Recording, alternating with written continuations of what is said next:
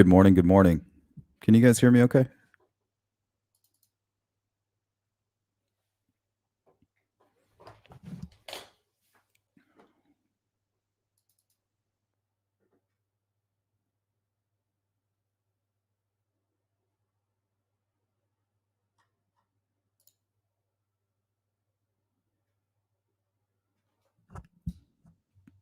Good to see you, Bird Blue. Appreciate that, Dawn.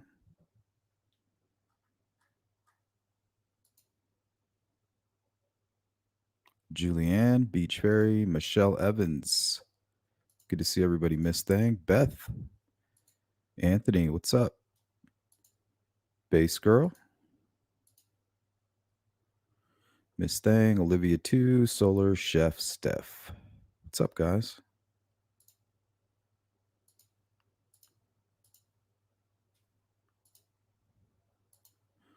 Sorry, I was a little bit late. I was having a discussion in the Discord about something that I found in Kagan's my case here. So let me share that with you guys and I'll get your thoughts.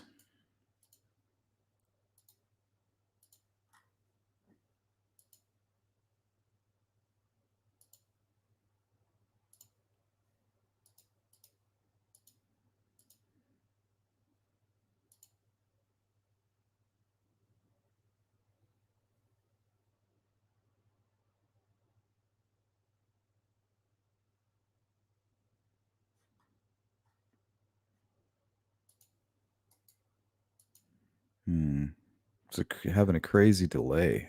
It's weird.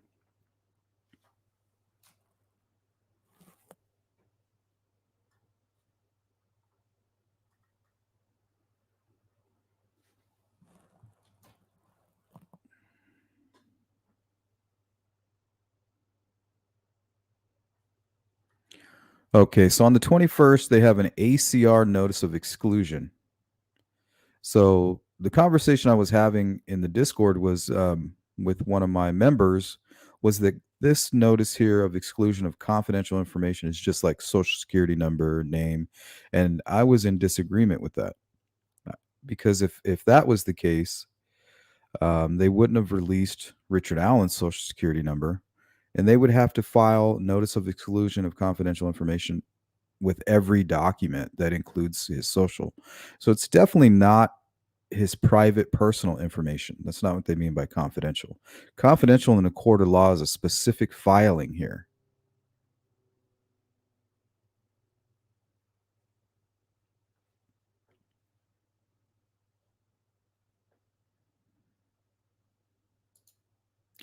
Good to see you, Jill Moser.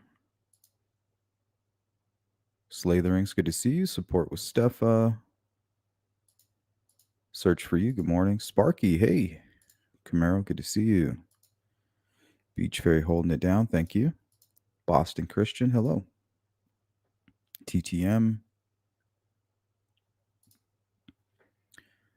Patricia Warner.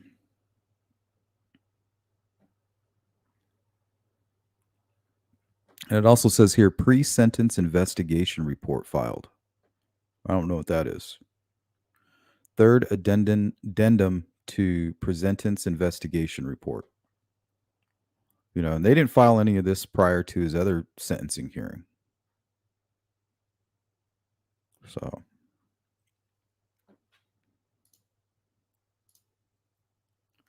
and if confidential means private information like a social or phone numbers or things like that, why would they use that same word here when they filed these documents? State of Indiana versus Keegan Klein, notice of exclusion of confidential information from public access.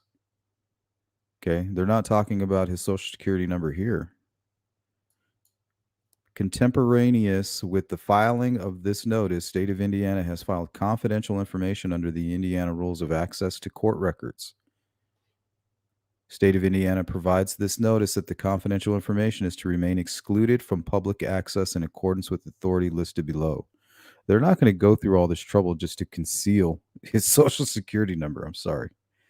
So that's just document number one. This is when they took him into Indiana State Police custody, and the same day they started the Wabash River search. Page one. State of Indiana versus Keegan Klein, verified motion to seal. So you got to remember the word seal and confidential go hand in hand. They'll be filed on different color paper and everything. Comes now the state of Indiana by Miami County Chief Deputy Prosecuting Attorney Peter Dietrich, and moves the court to seal the agreed order of the parties submitted with this motion, as a release of this information would severely hinder the efforts of law enforcement officers in the course of an investigation. So once again, nothing to do with personal, private information. I affirm under penalties, yada yada. Peter Dietrich signs. Page 3. State of Indiana versus Keegan Klein. Order granting motion to seal. So they're granting the motion to seal submitted on 8/19/2022. Now they're not going through all this trouble to hide his social security number. Just want to drive that point home. Comes now, state of Indiana, Miami County Chief Deputy Prosecuting Attorney Peter Dietrich, and comes now also the defendant by attorney Andrew Achi, and both parties specifically request that the court approve the agreed order as provided below here, and specifically that the Miami County Sheriff's Department be authorized to temporarily place the defendant in the above captioned cause into the secure custody of Indiana State Police, and that upon the conclusion of said temporary custody, the defendant will be returned to the custody of Miami County Jail.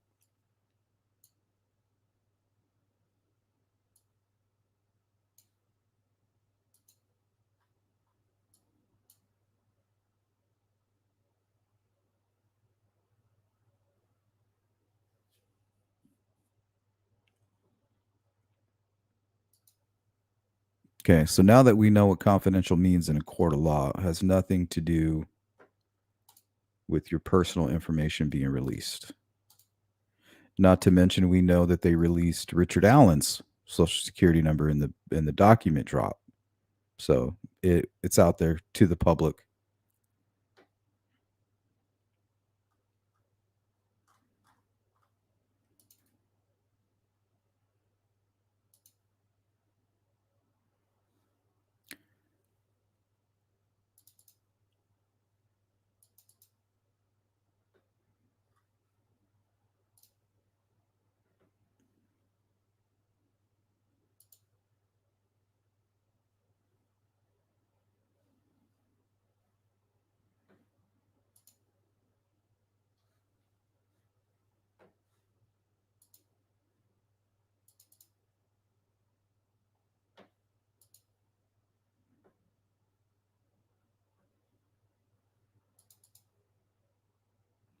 I just had the ACR notice up.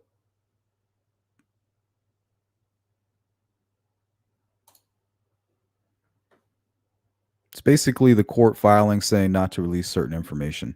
The only personal information it mentions is that of witnesses that are to remain private. That's it. It's the only mention it gives of public information.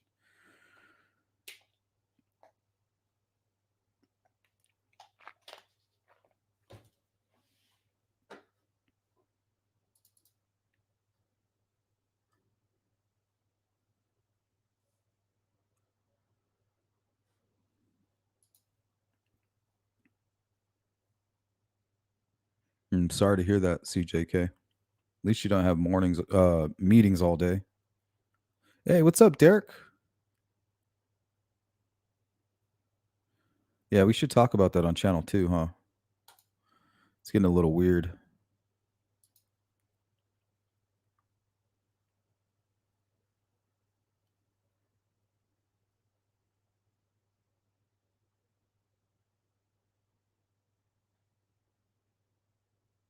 Yeah, we're not talking about the pre-sentence investigation. We're talking about the notice of exclusion of confidential information.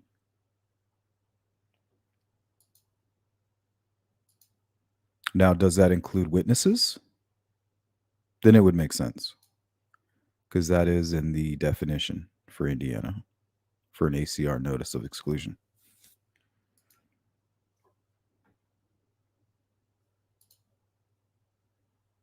Witnesses, juveniles' names, all that would be considered.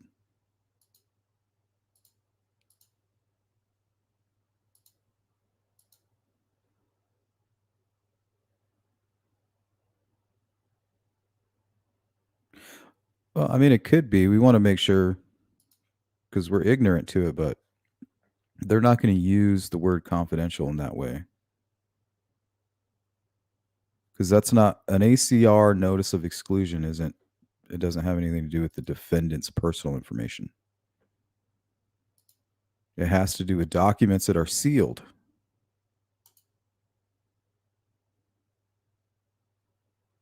Not redacted bits and pieces of information.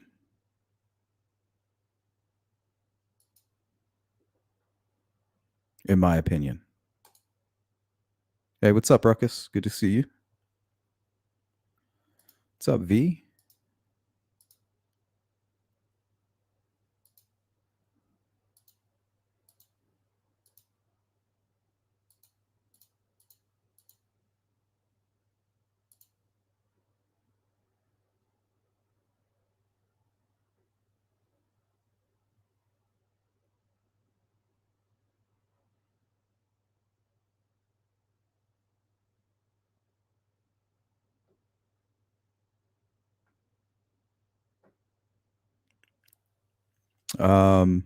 I don't know about that. I've never heard Carter said not to look at the gate. If anything, he said not to look at anything but his mannerisms. True crime and other stuff. What's up?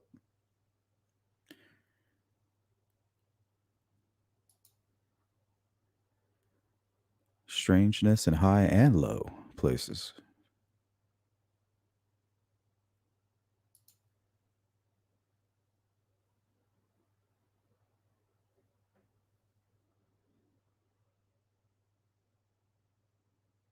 Yeah. So they're not talking about redacting certain pieces of personal information. They're talking about keeping the entire document from the public. You know,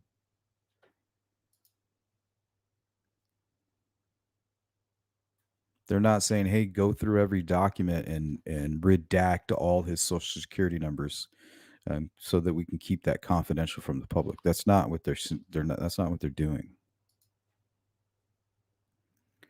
Now, does it have anything to do with Delphi? I don't know, but the way that they're using confidential has nothing to do with his personal information. If anything, it has to do with personal information of people maybe within the investigation report or anything that might be released in the public documents or something along those lines. But I personally believe the confidential and the way they're using it has to do with um, why they took him into custody in the 19th.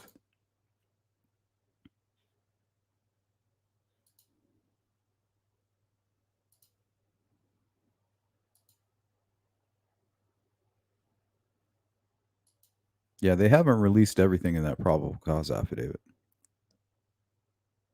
What's up, Kevin? Good to see you, Kate List, Jody Lean. Welcome, Anna. And I think I got you, Stefa. What's up, Edward Delgado? Good to see you.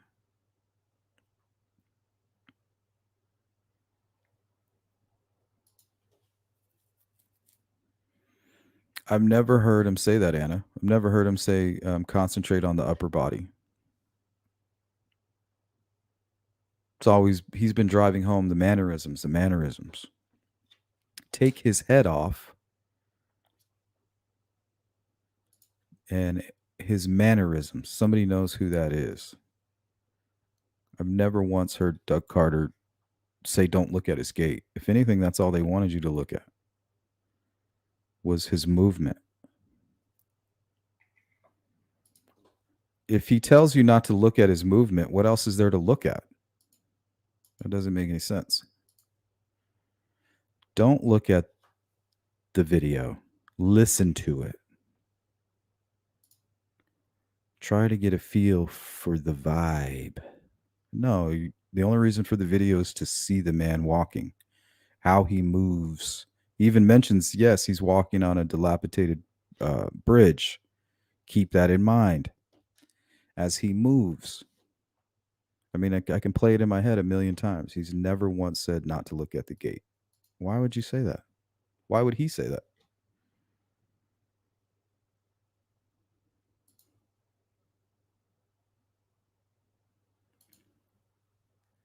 Deb's True Crime Notebook. What up?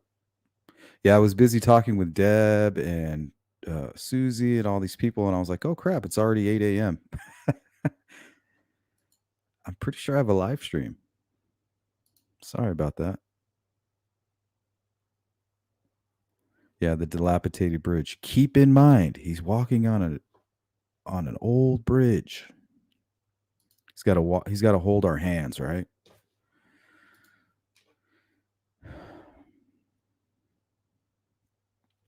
Oh yeah, the spacing, because of the spacing on the bridge. But yeah, he wanted you to watch how he's walking on the bridge, which is his gait, right?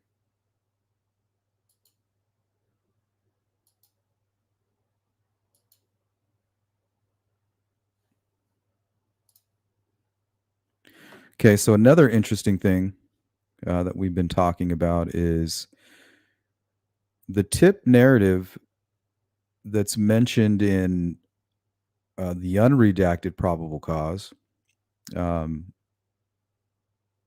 was, I believe, provided September 21st. Now, that's 1 week um, before the search was concluded. And then we also know that Richard Allen was arrested a week after. So they find this information the 21st, smack dab towards the end of the Wabash River search, right? A week after, they search for another week. You know, they only have so much money to put towards this search. They've already found what they're pretty much looking for. They have an idea that there might be another object out there. You get a week to find it, right? We don't have endless money for a year-long search, you know, from that state. So they can't just have whole teams and crews out there, you know, taking up all that money and the man hours. It's very expensive. So they found what they were looking for, right? Why not search for another week? So if they found this Orion tip, I'm assuming that whatever they found in the Wabash River, the information that they pulled off of that evidence, I think is the magnet that found the needle in the haystack, which was that buried tip narrative. And I think it might be information either EMID numbers from cell phone identifiers that led to either the name Richard Allen, typed it in, it came up, but I have a feeling it was the actual cell phone information that Dan Doolin took down from his interview. I think we'll find that out in due time. But I believe for whatever reason, whether Kagan Klein participated in the planning of the crime, which I don't believe he did, I think he just had knowledge of who might have done it. You know, he could have even spoken with the guy after the fact.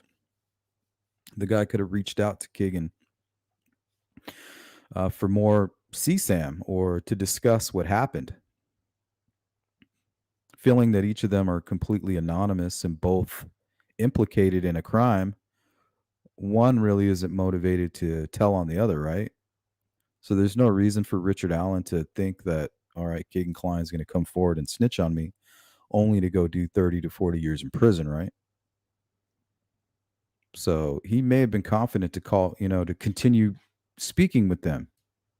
And maybe at some point he told them, yeah, I just dumped all the shit in the Wabash River off of such and such bridge. Or he does know personally. But either way, I believe he is providing information for the Delphi case.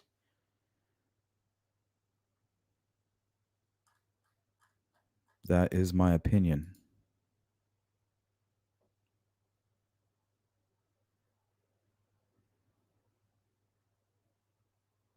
He has said that about a year. Oh, really?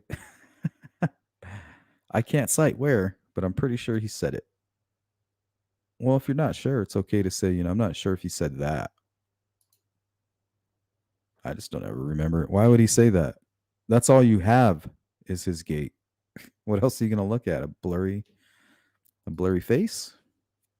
Pay close attention to these sets of pixels over here.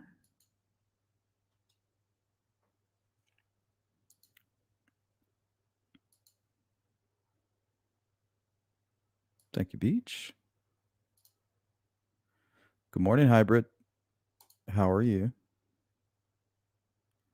I have a bad gait due to knees. I always thought BG had a bad gait due to knees. In addition to being rickety to cross, you'd be walking odd, possibly for that reason.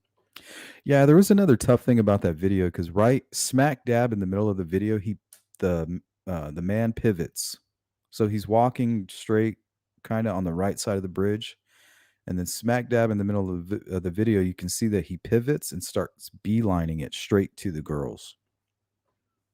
So I think that would hurt if you're trying to figure out how a person walks, especially if they're pivoting on their right foot, as it turns, and then you extend your left leg out so that you can land wherever it is that you're trying to pivot to.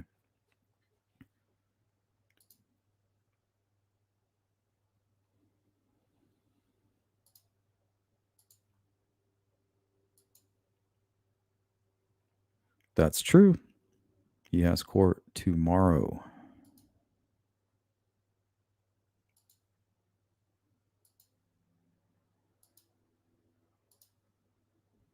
Hey, Cynthia.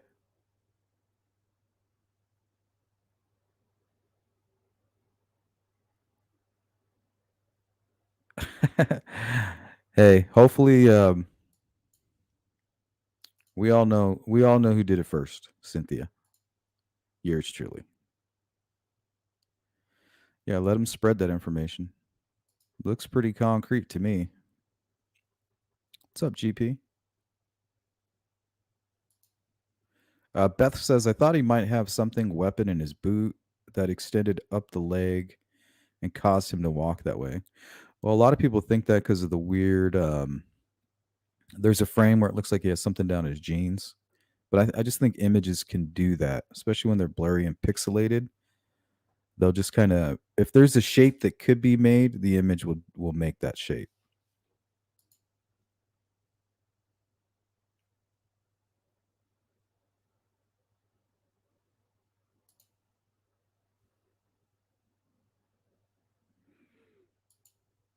Hey, what's up, Courtney? Yep, you got to use a high-powered magnet, or just brush it through there on the end of a stick.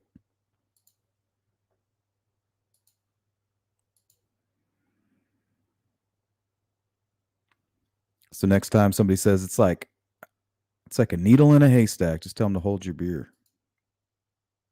Go grab a magnet.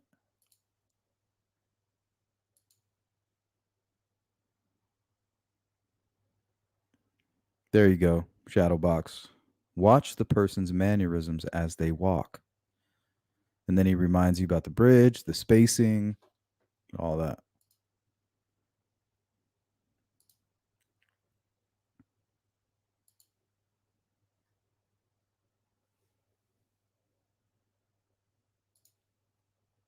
Hey, Heather. Good morning to you.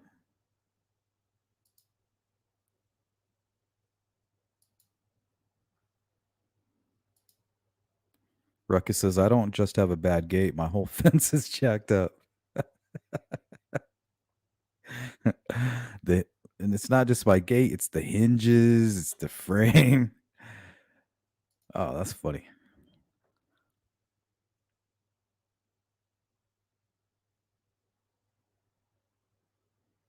I think NASA did clean it up. We did a live stream on how they've helped cases in the past. And the way they explain it is they take each frame and they do different things to it. And I actually tried it and I made a good video out of it. It's pretty clear, but I just don't have the time to kind of explain all that. But if you look at their methods and how they've helped investigations in the past, and they have a lot with license plates, zooming in on security cameras and getting license plates that are just completely pixelated. So they'll single out each individual frame, they'll layer it, they'll use different adjustments, and then they'll put those frames together and then layer on top of that. So they'll try to get rid of all the anomalies on each frame before they put it together. And one thing that they mention is with the Delphi image, and this is true, if you look and why it looks all crazy, is they centered the face. Like if you look at everything around, it's all chaos, but the face is smack dab in the middle. So I'm thinking whoever edited this image, whether it was NASA, they because Indiana State Police have their own team. It's a 2-man team that was working for the Delphi case. And if it was them that did it, they centered the face for whatever reason. So if you go back, you could put a dot right on the center of the face of the bridge guy, and everything else is moving around that. But the face and head doesn't move. So what that tells me is that every frame they did, they centered it all with the face. So they attempted to bring out the face, I think, but in the meantime, it made everything else kind of blurry and kind of bleed and cascade. So I don't know. I just always felt that they should have never stopped working on the video. Like I understand you have this finished product here, but you've had this finished product, 2 days after the crime, a few days after the crime. How much work did you really put into it?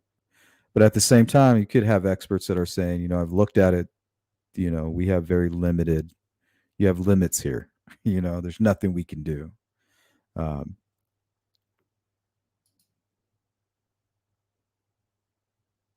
can't make it something that it's not. But either way, I believe that video will be the nail in the coffin if it gets to court.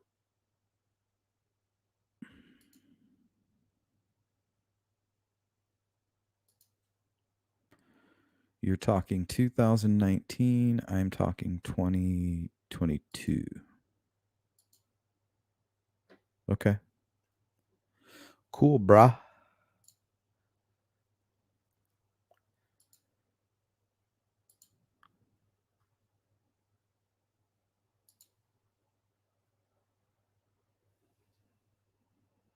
You get that pimp limp.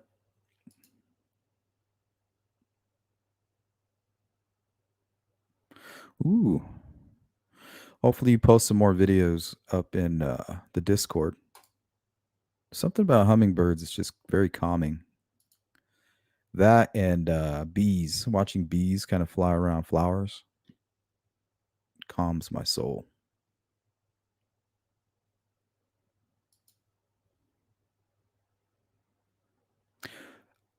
Deb says that probably happened when Gray Hughes did work stabilizing the video. No, they asked to use the stabilizing video. Yeah, I recreated my own because I didn't want him to copyright me. But he basically undid what they did. They put everything centered on the head, which makes the feet kind of swing out left, right. The whole image is kind of swinging left, right. What Gray Hughes did was he took each frame and just stabilized them. It's really not that hard. He used a tree and the bridge itself to mark it. It only took me like 2 hours to recreate exactly what he did. And it's kind of frustrating that if we have these experts who are analyzing the imagery, why didn't they do that? Why didn't they have like 6 different versions of this video that they put out, including the original? So I just don't understand. I think that they made a lot of mistakes with that, and hopefully they learn from it.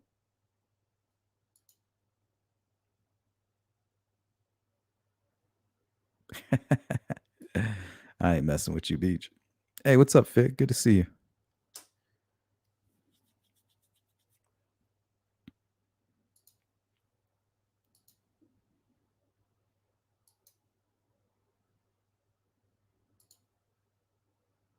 Yeah, he did a really good job on that. I wanted to use it so bad I had to remake it. I was like, damn it. I was like, I know he'll hit me with a strike. All right, let's get working. It took a long time, but it's not hard to do. It's just strenuous. Time consuming.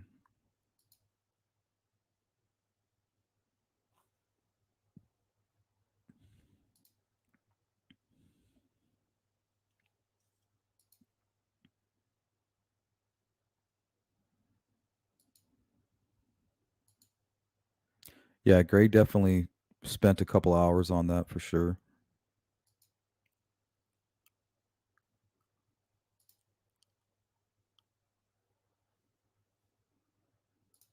Okay, so the question for today's live stream in Kagan Klein's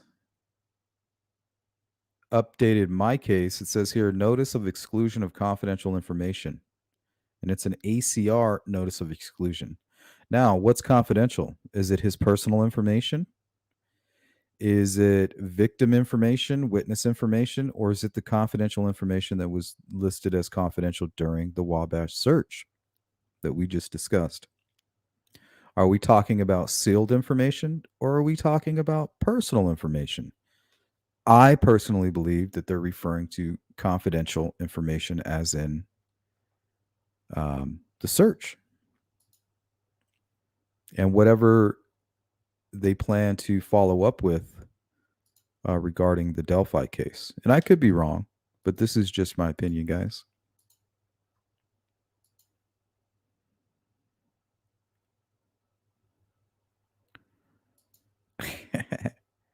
Hey, what's up, Bobby?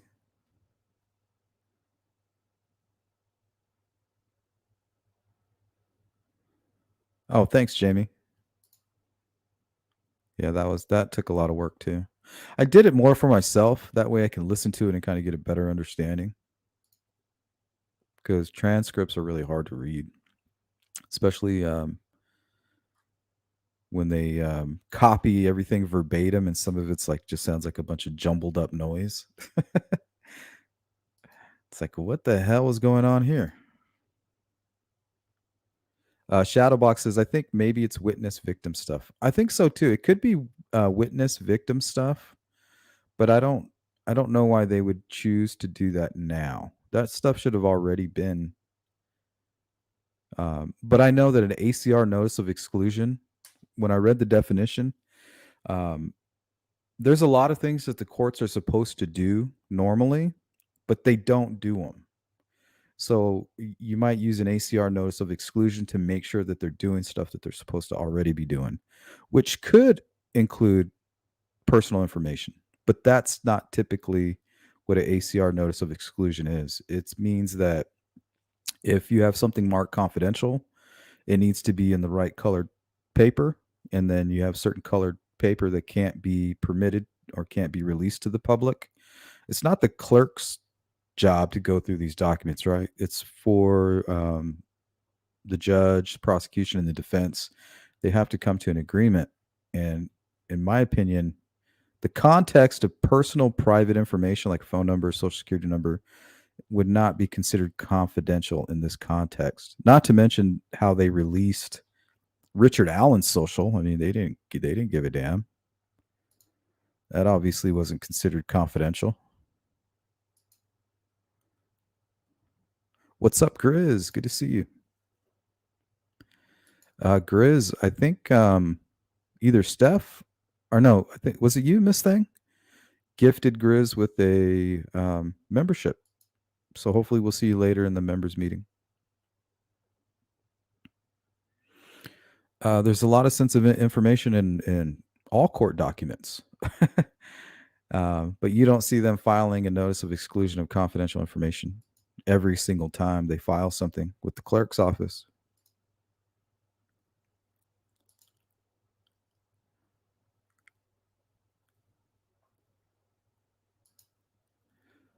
Well, Fig, I went back and looked at the previous sentencing hearing. They didn't have a notice of exclusion of confidential information. So I don't know if this has something to do with his new attorneys. Maybe that's something that they do normally, but I'm not sure. But yeah, before his other sentencing hearing, there was nothing like this here.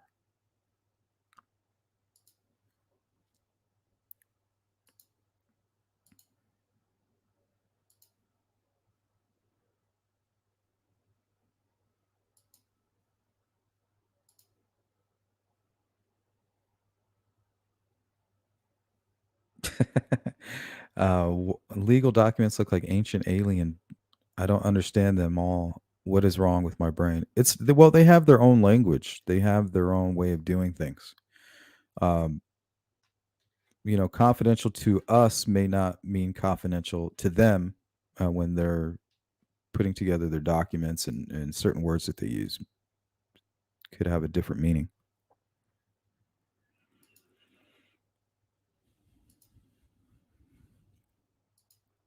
Yep, confidential has a lot to do with medical records too. But this would be in the case of Kagan Klein. I don't know if they have any medical stuff going on for him, but yes, in the ACR notice of exclusion definition, it did mention medical records, which to me is not personal information, right? Your medical documents, that's confidential. Like even police can't demand to see that, right?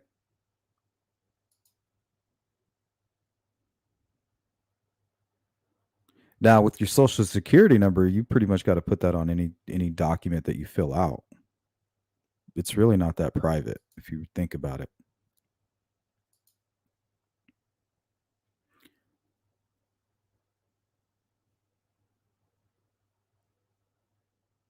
Yeah, that's true, Andy. This is a very intriguing case.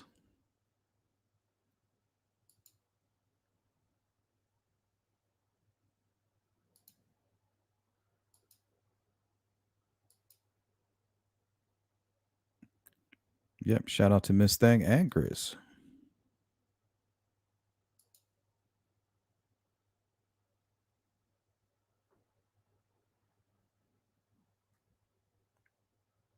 Yeah, and if this is standard procedure, what's up, Miss Persevere? And we need a better explanation than from my recollection. Because to me, this is a big deal. And if it's not, I don't want people going against me just to go against me. If you know what this is, tell me, because I'm ignorant to it. But it's just not the way I see it. I do have common sense. I know what context is. I know about timing. This doesn't look like anything to do with personal information, but I could be wrong. But if you know, I want to hear about it. I don't want somebody to be like, "Well, I think," because that's where I'm at. I'm at that point where I think. And if I have somebody else that says, "Well, I think," well, we're not going to get anywhere, right? We both think this and we both don't know. So I need somebody that knows to come through and clear it all up, right?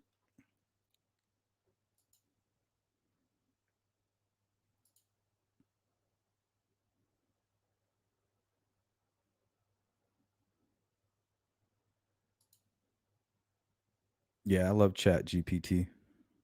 But Chat GPT is kind of limited too. I think its information only goes up to the 2021, and a lot of information changes. Like at one point, the courts were using the word private a lot. They don't use that word for certain things anymore.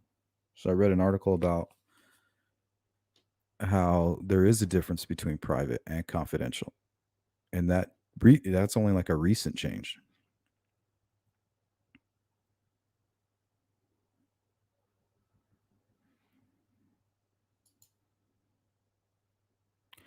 Pre-sentencing investigations are confidential and restricted from public access. Yeah, so then why would you have to file a notice of exclusion of confidential information if that's just the norm, you know what I mean? If a pre-sentence investigation report is always confidential, I don't think that you would need to file it to exclude it, right? But I could be wrong.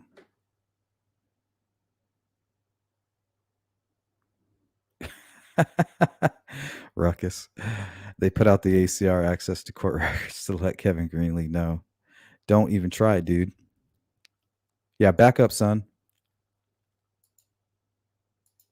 Yeah, and that's all Kevin Greenlee does. He's like, if you're not going to do it legally, I'm going to go legally get it. If you're not going to seal it legally, and that could be true. That could just be them finally doing the right thing.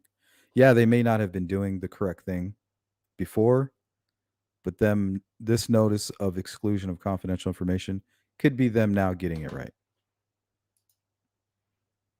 So that you don't have people like Greenlee, those super smart types kind of like exposing um, any weakness that they put forth. Like, oh, okay, my point of entry.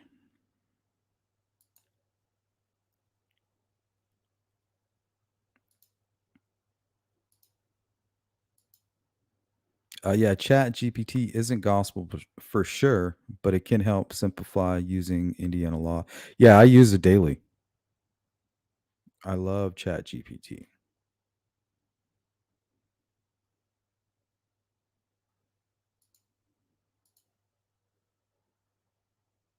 Rule 5, Indiana law exclusion of confidential information has a list of reasons. Mental health records are mentioned, ongoing investigations are mentioned. Yep. But no mention of social security numbers or personal information. Only personal information of witnesses are included.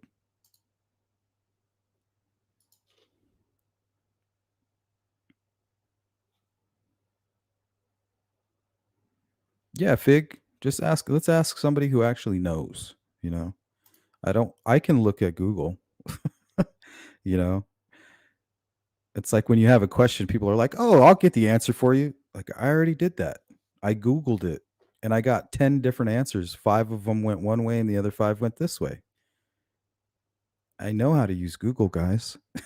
We all know how to use Google. We need somebody that knows what they're talking about. I'm not here to argue who knows how to use Google the best because I'm pretty good.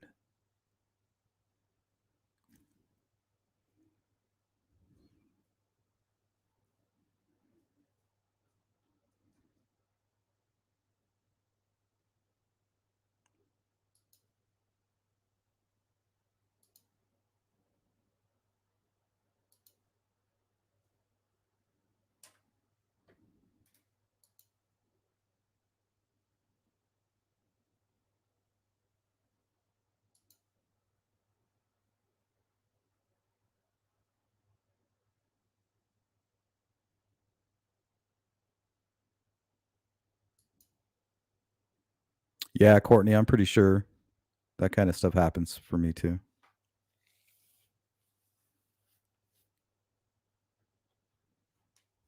Nobody's insulting your intelligence, Miss Persevere. Holster it.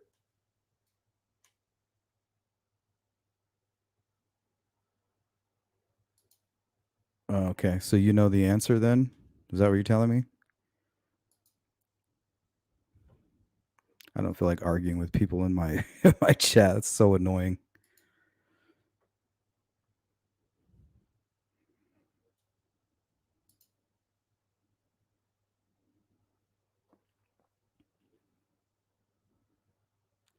Take care, Cynthia.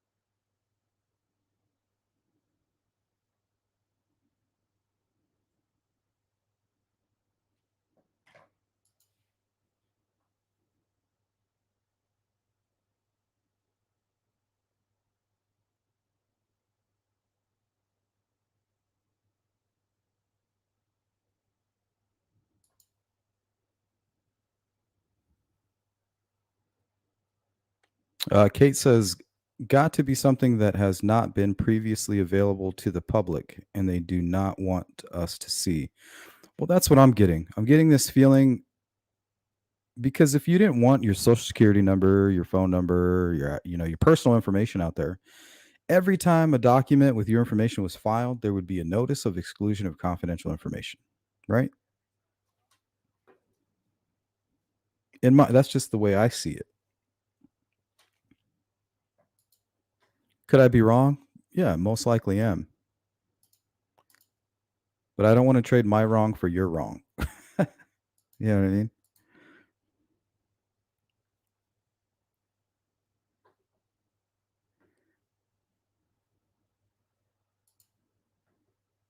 So if you don't want my response, don't put any more comments in the chat, guys.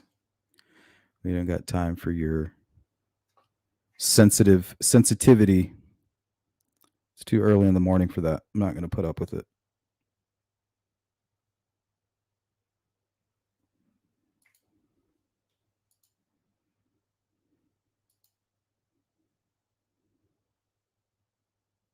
Yeah, that's a good point.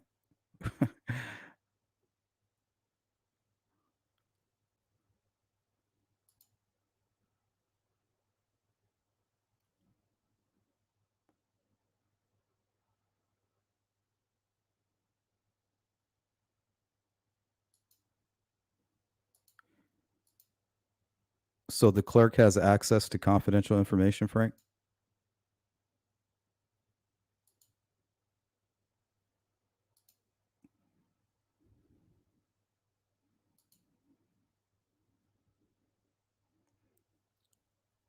Yeah, July 7th.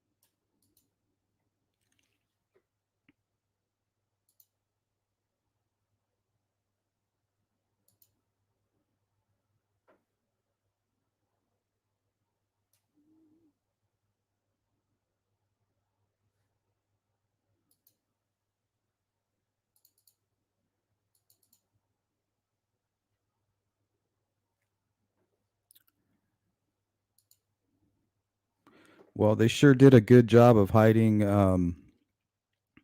Keegan Klein's personal information here. Notice of exclusion of confidential information from public access.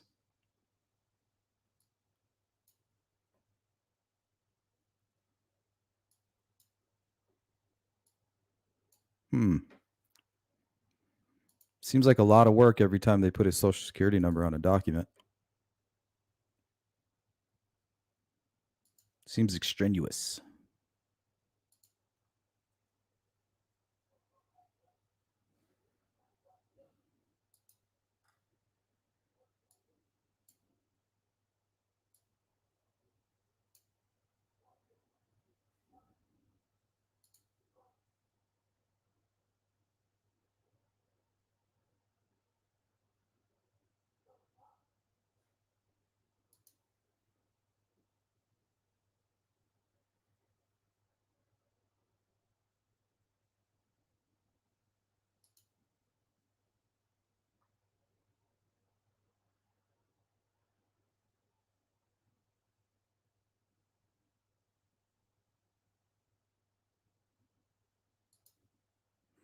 Miss Persevere says, not arguing anything. Yes, you are. Trying to help you understand.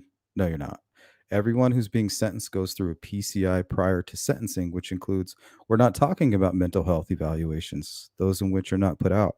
So you're not listening to me. I'm saying that they're not gonna mark it as confidential because of a social security number, phone number, or Keegan Klein's personal information. It's going to have to do with medical records, things of that nature. So I'm agreeing with you.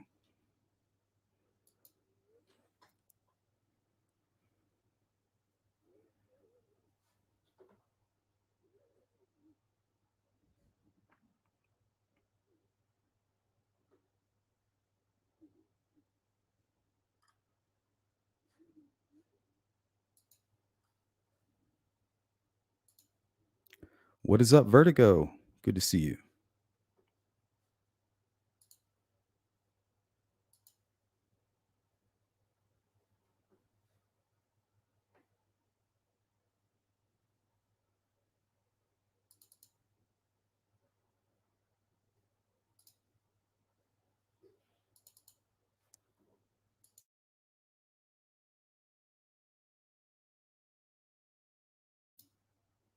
All right, guys, we're going to start wrapping it up here in just a few moments, next 5-10 minutes. there's anything you want to bring up, discuss, or talk about, now is the time.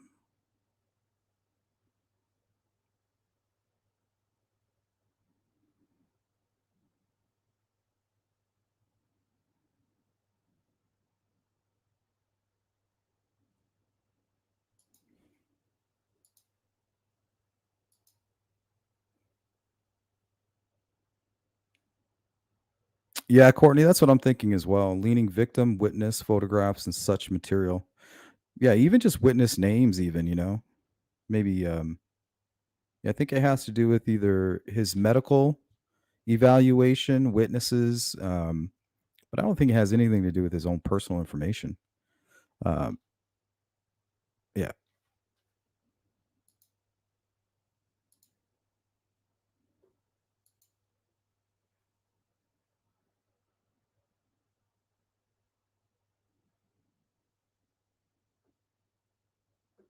that's disgusting.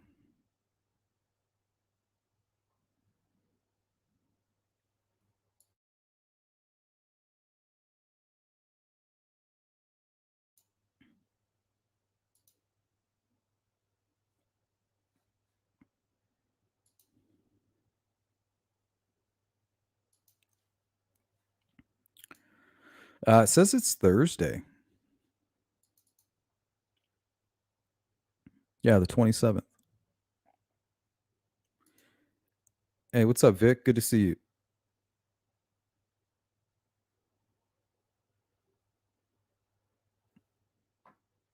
I don't know. I mean, there should be some lawsuits. I think they have plenty.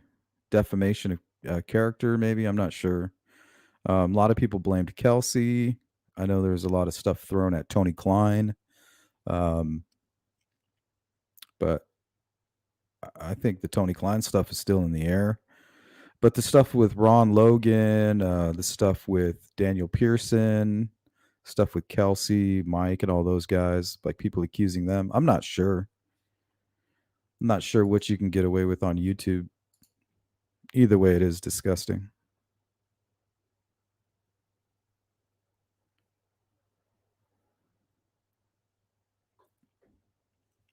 Ruckus says law enforcement is more concerned about CI information than KK's. That's a fact. Well, see, I'm wondering if he is a CI. I wonder if they made him that. I wonder if that's what his role is. They come to him when they need an answer on the CSAM or what's going on here. What do you see in this situation? Kagan Klein can say, oh well, he's setting up this account so that this guy can go ahead and move forward with this action. He can kind of explain the ins and outs of what's going on in certain situations, especially if he's selling information to these perverts. Packs of phone filled with all these weird images, or might even just be selling links. You know. So what if Kagan Klein said, "Hey, I spoke to a guy named, um, I don't know, uh, what was Kagan's fake name? Emily Ann 45. So this was a Julianne 21 or something, and that could have been a Richard Allen. So if he's talking like, "Hey, I sold information or a couple links to this guy," maybe whatever phone they had that information on it, and it led back to Richard Allen in some way. Maybe an IP address, maybe some geolocation on an image. Who knows? But I believe whatever they found provided a reference to that tip that was hidden in that Orion program.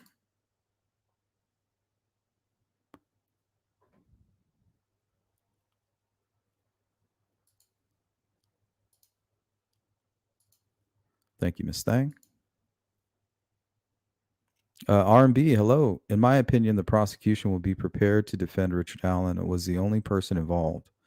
Law enforcement thoroughly investigated Ron Logan, KK, and Anthony Schott's CSAM account and found nothing. Well, I don't know about Keegan Klein, but as far as Ron Logan, they didn't arrest him. They didn't find anything. They searched Kagan's home and they found a lot. They found all kinds of shit. And then when asked why didn't you arrest him for 3 years, they say, well, because from your phone and your devices, we found the largest CSAM investigation in Indiana history. So when it comes to Kagan, it's a little bit different than a Ron Logan. Ron Logan, you could have put anybody could have lived at Ron Logan's home. And the way they found those girls, that person is going to be under suspicion, in my opinion. I don't care who it is, you would have been talking about them.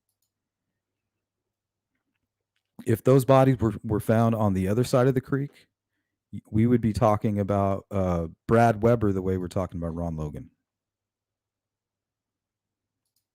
It's just he was one of the victims. Now, are we wrong? We could be wrong. Ron Logan might play a part, but there's no proof or evidence. Right now, he's just a guy that lived in the wrong place when this crime happened. There's nothing that ties him in. Not one thing. A lot of what ifs.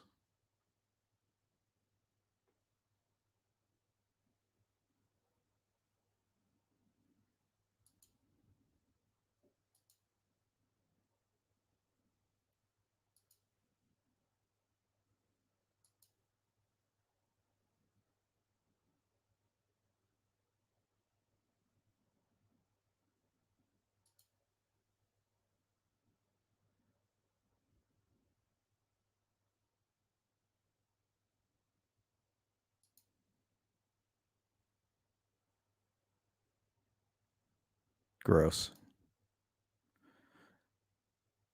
Too many descriptive words. Don't be painting those kind of pictures in my brain. Beachberry, random thought, but why does YouTube email you to tell you when you are live? Other people make sense? That's weird. I don't get that email. You might have your notifications on. I have all that stuff turned off.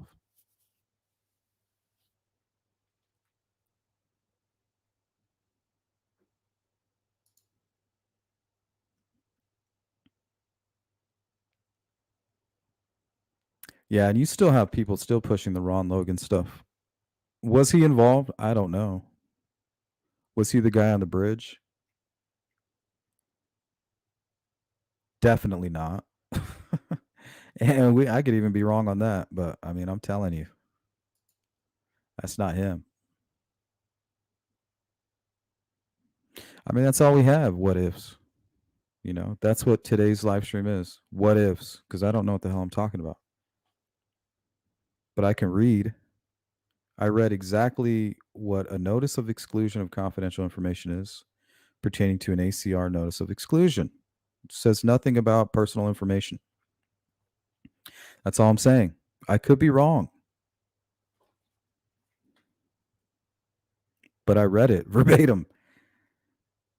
It said witness personal information, it said medical information, and it said things that defense and prosecution and the judge all deemed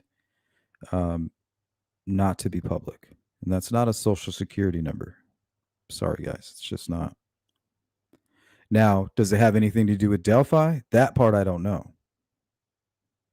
Does it have anything to do with the Wabash search, where they filed documents that were confidential for Kagan Klein? Is it that kind of confidential? But I can tell you right now, I don't believe that it has anything to do with his personal information.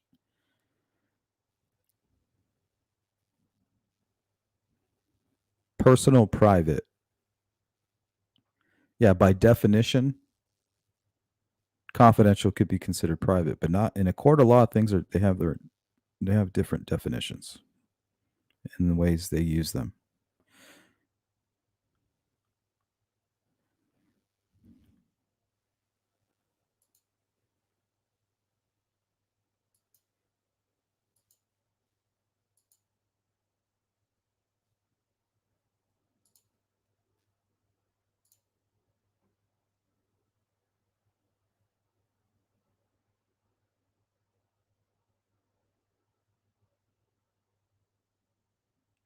No bike ride. Is that what he was doing? He was riding his bike to the courthouse. That's crazy. Yeah, we gonna figure it out live.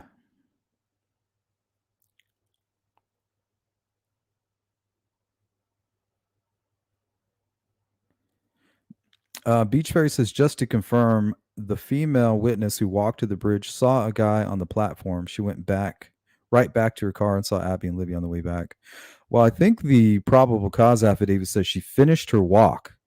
So I don't know if that means she went all the way back up the trail and then came back, or went to the. That's not much of a walk. Parking at the Mears lot and walking to the bridge and back is not a walk at all.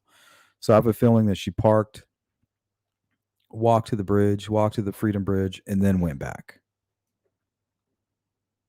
And it takes about 11 minutes to walk from the Freedom Bridge to the Monon High Bridge, according to some videos that people did. They actually timed it, and they were walking fast, though. So I'm assuming if you're out for a walk, you're walking somewhat fast, right? Trying to get your heart rate up.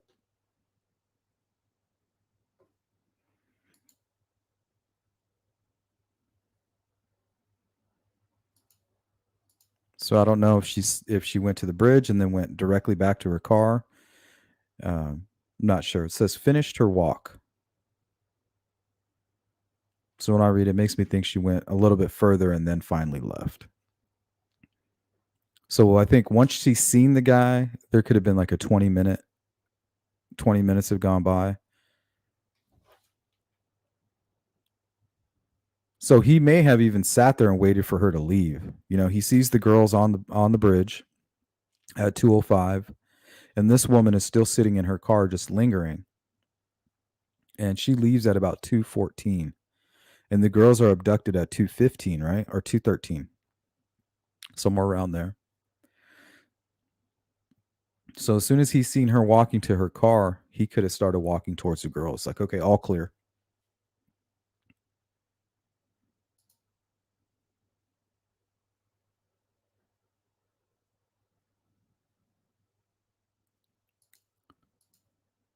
Yeah, a little scenic Siggy break. You know, maybe she had like a half-hour lunch break or something. She's just going to go out and get some fresh air, get some exercise. Because believe it or not, if you go for a walk on your lunch hour, like every day, you're going to be in pretty good shape. If you can do that every single day, yeah, you're good to go.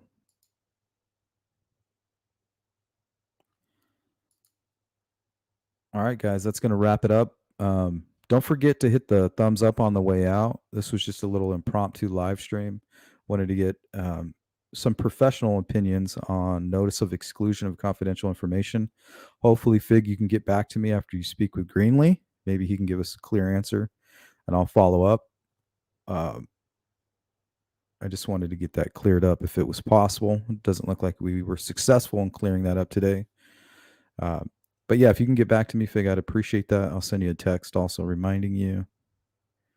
Hit the thumbs up on the way out. Members do not miss the live stream today. Here, let's take a look at this.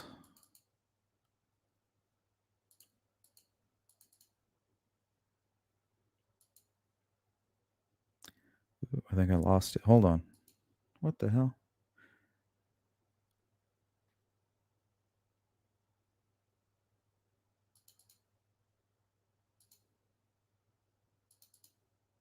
Oh, here it is.